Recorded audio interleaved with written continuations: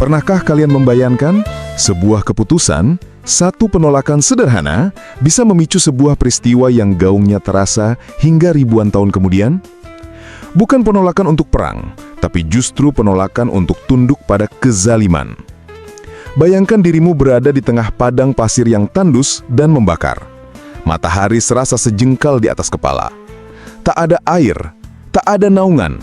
Di sekelilingmu, bukan hanya pasukan musuh yang jumlahnya puluhan ribu, tapi juga keluargamu, anak-anakmu yang masih kecil, para wanita, dan sahabat-sahabat setiamu. Musuh tidak meminta pertempuran. Mereka hanya meminta satu hal. Tunduklah, atau kalian semua akan musnah.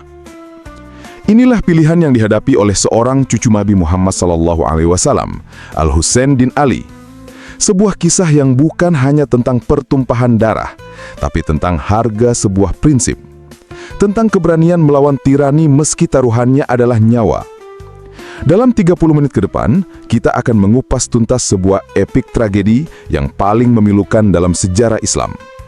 Kita akan berjalan bersama Husain, dari kenyamanan kotanya, melintasi gurun pengkhianatan, hingga tiba di sebuah tanah yang ditakdirkan menjadi saksi bisu pengorbanan abadi. Tanah Karbala. Ini bukan sekedar cerita, ini adalah pelajaran tentang kemanusiaan. Jadi, siapkan diri kalian. Kita akan memulai perjalanan yang mungkin akan mengubah cara pandang kalian tentang arti pengorbanan. Untuk memahami mengapa Husain harus berakhir di Karbala, kita perlu memutar waktu sedikit ke belakang, jauh sebelum pedang terhunus dan darah tertumpah. Semua bermula setelah wafatnya sang kakek, Nabi Muhammad SAW. Umat Islam dihadapkan pada pertanyaan besar, siapa yang akan memimpin setelah beliau? Dari sinilah lahir konsep khilafah. Setelah kepemimpinan Abu Bakar, Umar dan Utsman, tongkat estafet kepemimpinan sampai kepada menantu sekaligus sepupu Nabi, Ali bin Abi Thalib, ayah dari Husain. Masa pemerintahan Ali tidaklah mudah. Fitnah dan pemberontakan terjadi, yang puncaknya adalah pertempuran dengan Muawiyah bin Abi Sufyan, gubernur Syam atau sekarang Suriah, yang kuat dan ambisius. Konflik ini akhirnya merenggut nyawa Imam Ali yang syahid saat sedang sholat subuh di Masjid Kufah. Setelah Ali, putra sulungnya Hasan bin Ali, kakak dari Husain, dibaiat menjadi pemimpin. Namun, Imam Hasan adalah seorang yang cinta damai. Melihat perpecahan umat yang semakin parah dan potensi pertumpahan darah yang lebih besar, beliau mengambil keputusan yang sangat berat, menandatangani perjanjian damai dengan Muawiyah. Isi perjanjian ini sangat penting, teman-teman. Salah satu poin kuncinya adalah Muawiyah boleh memimpin, namun setelah wafatnya, kepemimpinan harus dikembalikan kepada umat untuk dipilih secara musyawarah atau kembali kepada garis keturunan Nabi, yaitu kepada Husain. Muawiyah juga berjanji tidak akan menunjuk putra mahkota dan akan menjamin keamanan keluarga Nabi serta pengikutnya. Untuk sementara, perdamaian pun tercipta. Imam Hasan dan Imam Husain kembali ke Madinah, kota sang kakek, fokus pada pengajaran dan ibadah. Namun, kekuasaan seringkali membutakan. Bertahun-tahun kemudian, menjelang akhir hayatnya, Muawiyah melakukan sesuatu yang melanggar perjanjian itu secara telak. Ia menunjuk putranya sendiri, Yazid, sebagai penerusnya. Inilah pertama kalinya dalam sejarah Islam, sistem khilafah yang berbasiskan musyawarah diubah menjadi monarki herediter atau kerajaan turun-temurun. Dan disinilah letak inti masalahnya, bukan hanya karena pelanggaran perjanjian, tapi juga karena siapa sosok Yazid itu. Menurut catatan para sejarawan, karakter Yazid sangat jauh dari citra seorang pemimpin umat. Ia dikenal sebagai pribadi yang gemar berfoya-foya, minum minuman keras, dan secara terbuka melakukan hal-hal yang bertentangan dengan ajaran Islam. Menyerahkan kepemimpinan umat kepada orang seperti Yazid, bagi Husain sama saja dengan menghancurkan Islam dari dalam. Ketika Muawiyah wafat, Yazid naik tahta. Perintah pertamanya adalah memaksa seluruh tokoh penting di dunia Islam untuk memberikan baiat atau sumpah setia kepadanya. Terutama 3 orang, Abdullah bin Zubair, Abdullah bin Umar, dan yang paling utama, Al-Husain bin Ali, cucu Nabi yang tersisa. Gubernur Madinah memanggil Husain dan menyampaikan perintah Yazid. Disinilah Husain mengucapkan kalimat yang paling terkenal. Orang sepertiku tidak akan pernah memberikan baiat kepada orang seperti dia. Bagi Husain, ini bukan soal perebutan kekuasaan. Ini adalah soal prinsip. Memberikan baiat pada Yazid berarti melegitimasi kezaliman, mengesahkan pemimpin yang fasik, dan mengkhianati ajaran kakeknya. Penolakan inilah yang menjadi titik awal dari perjalanan menuju Karbala. Menolak baiat di Madinah berarti menandatangani surat kematian. Husain tahu, cepat atau lambat, pasukan Yazid akan datang untuk membunuhnya. Untuk menghindari pertumpahan darah di kota suci kakeknya, Husain memutuskan untuk hijrah ke Mekah. Kabar penolakan Husain menyebar seperti api. Di kota Kufah, Irak, sebuah kota yang dulunya adalah basis kekuatan ayahnya, Imam Ali, rakyat mulai bergejolak.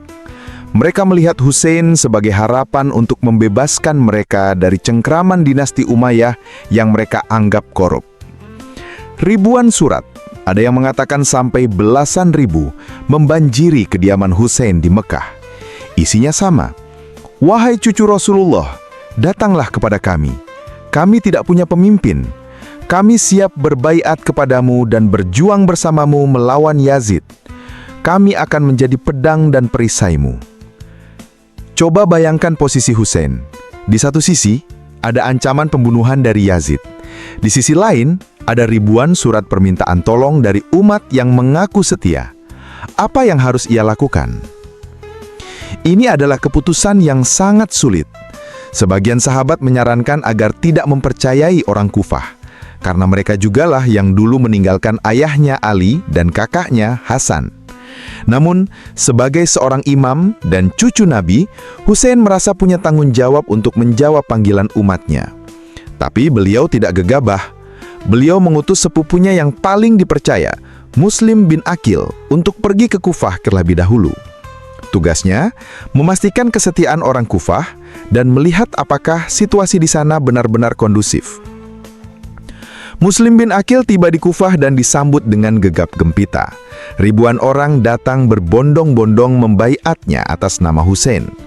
Melihat antusiasme yang luar biasa ini, Muslim pun mengirim surat optimis kepada Husain. "Datanglah segera. Kufah telah siap untukmu." Menerima kabar ini dengan berat hati, Husain pun memulai perjalanannya dari Mekah menuju Kufah, membawa serta seluruh anggota keluarganya, para wanita, anak-anaknya, termasuk putranya yang masih bayi, Ali Al-Asgar. Tapi teman-teman, di dunia politik yang kejam, kesetiaan bisa berubah dalam sekejap. Yazid di Damaskus mendengar kabar tentang Kufah. Ia murka. Ia segera memecat gubernur Kufah yang lembek dan menggantinya dengan sosok yang paling bengis dan kejam yang ia miliki, Ubaidillah bin Ziyad. Ibn Ziyad memasuki Kufah dengan teror. Ia menyebar mata-mata, menangkap para pendukung Husain, dan memberikan ancaman yang mengerikan. Siapapun yang berani membantu utusan Husain akan dihukum mati dan rumahnya dihancurkan. Dalam sekejap, kota yang tadinya penuh dengan pendukung setia berubah menjadi kota hantu yang penuh ketakutan. Orang-orang yang tadinya berteriak, "Kami bersamamu, wahai Husain," kini mengunci pintu rumah mereka rapat-rapat. Muslim bin Aqil yang tadinya dieluk-elukan kini menjadi buruanan, sendirian, tanpa ada yang berani menolongnya. Setelah perlawanan yang heroik, ia akhirnya ditangkap. Dari atas istana gubernur, sebelum dieksekusi, ia menitikkan air mata. Bukan karena takut mati, tapi karena ia tahu Husain dan keluarganya sedang dalam perjalanan menuju jebakan maut ini. Muslim bin Aqil dan Hani bin Urwah, orang yang pertama kali memberinya perlindungan, dieksekusi dengan kejam dan jasad mereka diseret di jalanan Kufah. Pengkhianatan telah sempurna. Dan Husain di tengah gurun, tanpa mengetahui tragedi ini, terus berjalan menuju Kufah. Sebentar teman-teman, mari kita berhenti sejenak di sini. Kisah ini semakin berat, saya tahu. Tapi coba renungkan sejenak. Pengkhianatan Kufah adalah salah satu titik balik paling tragis dalam cerita ini. Menurut kalian, apa yang paling menakutkan dari pengkhianatan ini? Apakah karena tekanan penguasa? Atau karena sifat dasar manusia yang mudah goyah? Coba tulis pendapat kalian di kolom komentar di bawah. Saya ingin sekali membaca perspektif kalian.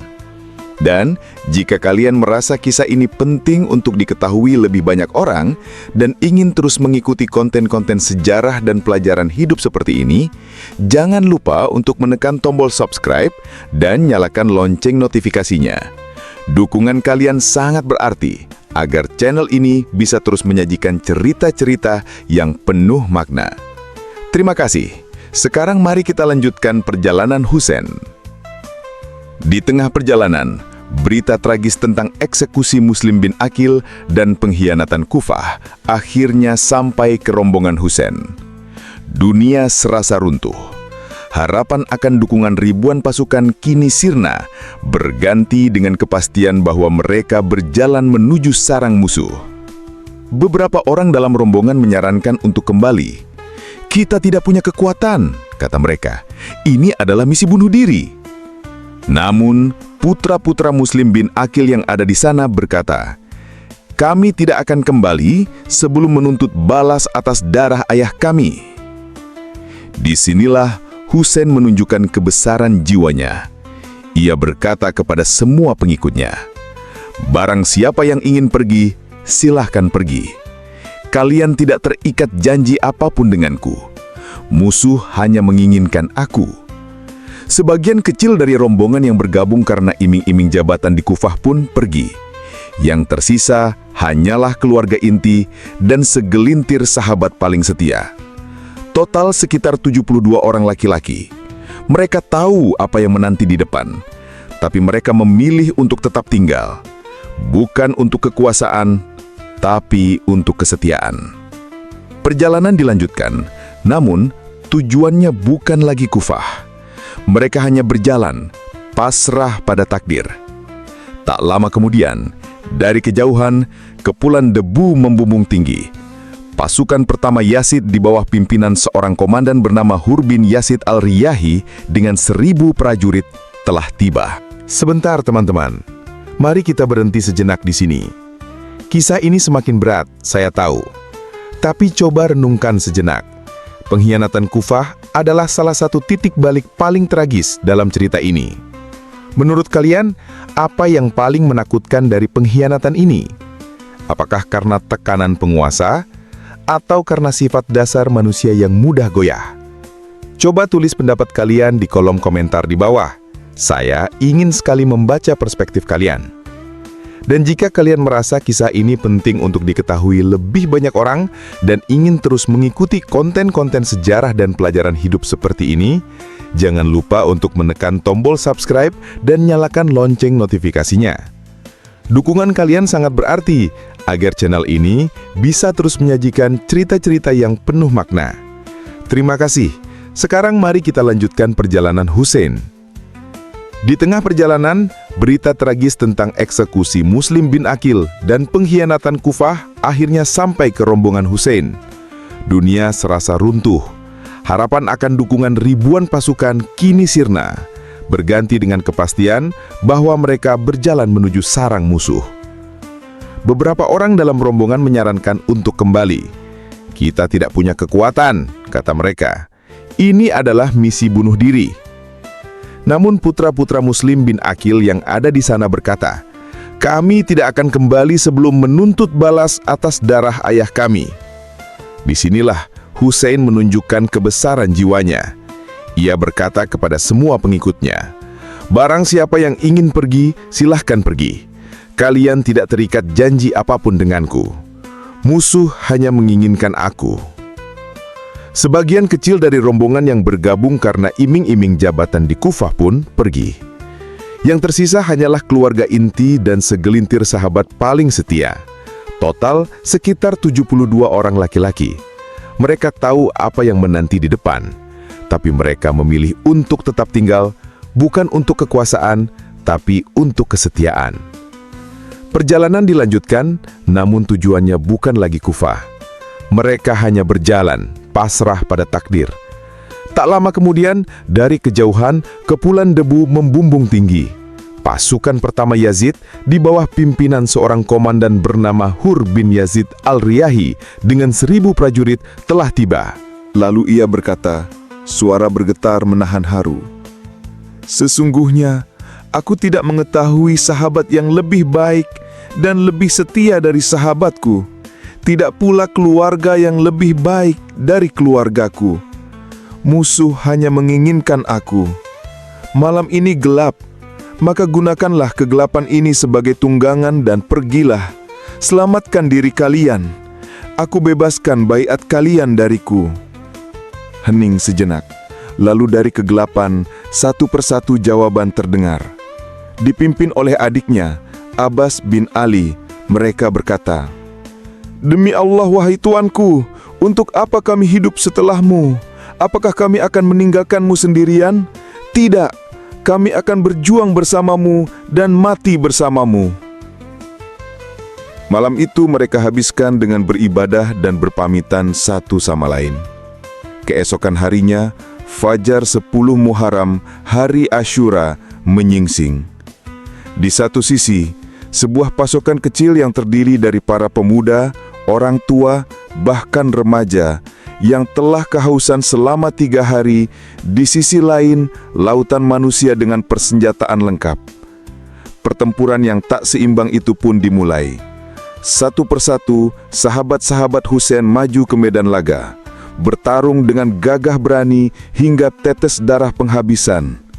Ada Wahab, seorang pemuda Kristen yang baru menikah, yang memilih syahid bersama Husain. Ada Zuhair bin Kain, seorang bangsaman yang tadinya tak peduli, namun hatinya tergerak setelah bertemu Husain.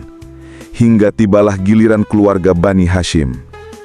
Putra Husain yang berusia 18 tahun, Ali Al-Akbar, yang wajahnya sangat mirip dengan Nabi Muhammad, maju meminta izin.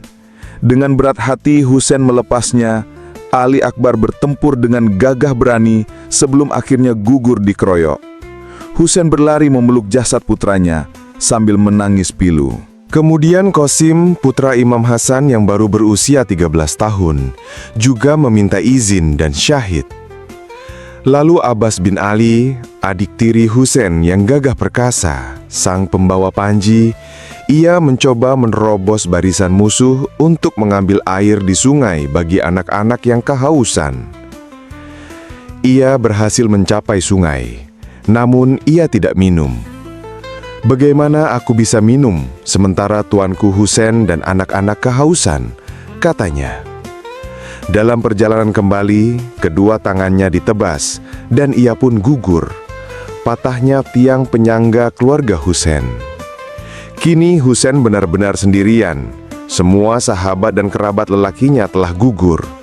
Ia menatap ke arah tenda dan mendengar suara tangisan bayinya yang paling kecil, Abdullah, yang baru berusia 6 bulan, yang juga dikenal sebagai Ali Al-Asghar. Lidahnya kering kerontang karena kehausan.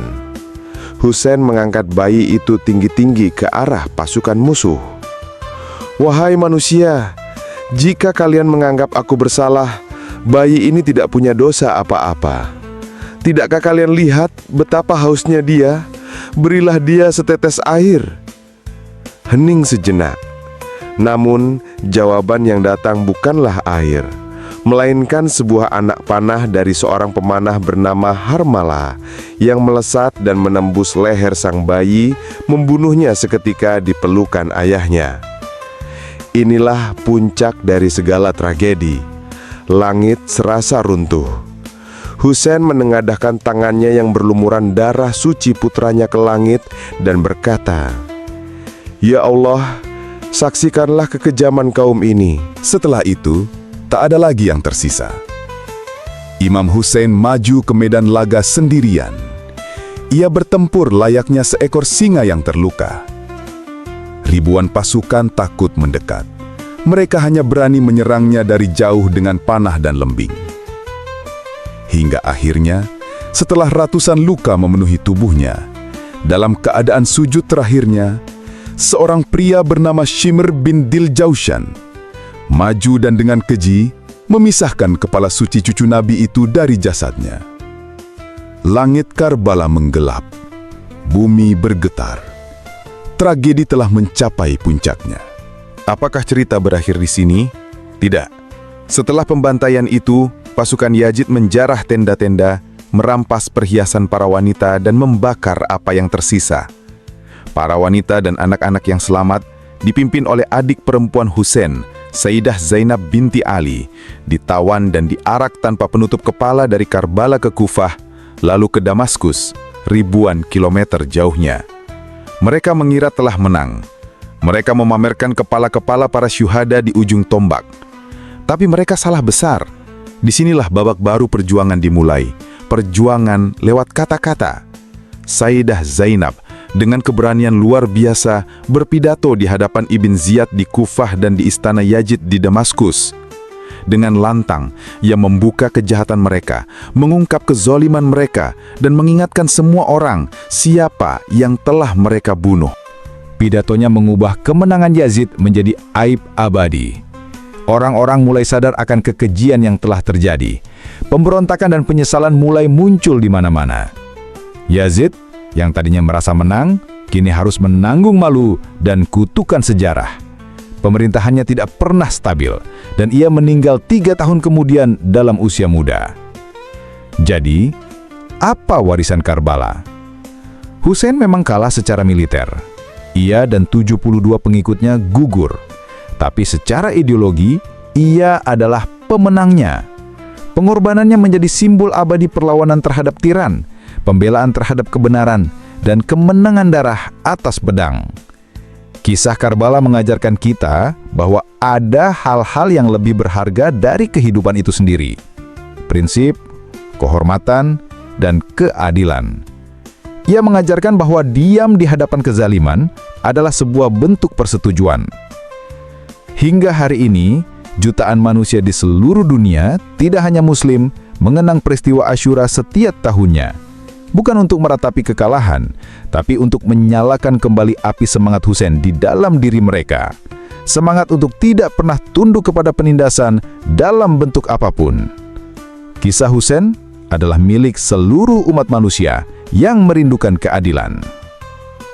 Terima kasih telah menemani perjalanan ini sampai akhir. Semoga ada pelajaran yang bisa kita petik bersama. Jika kalian tersentuh oleh kisah ini, jangan lupa untuk menekan tombol like, bagikan video ini ke teman-teman kalian, dan tentu saja subscribe ke channel ini untuk kisah-kisah inspiratif lainnya. Sampai jumpa di video berikutnya, tetaplah menjadi suara bagi mereka yang tak bersuara.